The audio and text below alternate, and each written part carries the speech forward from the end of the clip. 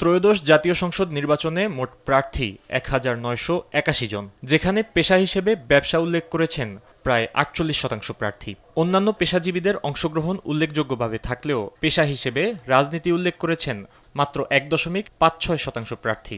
সবশেষ ৩টি জাতীয় নির্বাচনের তুলনায় রাজনীতিবিদের পাশাপাশি ব্যবসায়ী প্রার্থীর সংখ্যা কমেছে প্রায় ৯%।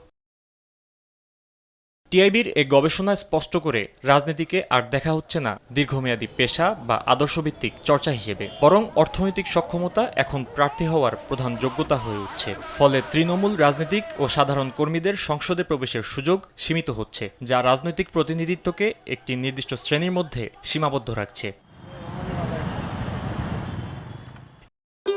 ভবিষ্যৎ হোক নিরাপদ, বিনিয়োগ হোক বিশ্বস্ত, আর আমার পছন্দ সল্ট বে।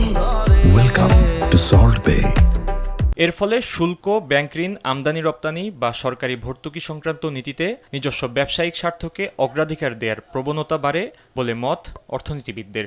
দেশের সমগ্র মানুষের স্বার্থে যে ধরনের নীতি নিতে হয় বা আইন প্রণয়ন করতে হয়, তো সেগুলোর ক্ষেত্রে যেন কোনো রকমের একটা নির্দিষ্ট গোষ্ঠী, বিশেষ করে যে কোনো ব্যবসায়িক গোষ্ঠীর কারণে সেটা যেন বাধাগ্রস্ত না হয়, সেটা নিশ্চিত করাটা খুব জরুরি। এবং সেটার জন্য আমি মনে করি যে সংসদের প্রথম অধিবেশনেই কোনো একটা বিল বা কোনো একটা আইন এ ধরনের কোনো কিছু করা যায় কিনা সেটা চিন্তা করতে হবে। ব্যবসায়ীদের অতিরিক্ত অংশগ্রহণে নির্বাচনী ব্যয় বাড়ে এবং রাজনীতিতে কালো টাকার প্রভাব দীর্ঘস্থায়ী হয় বলে মত এ অর্থনীতিবিদের।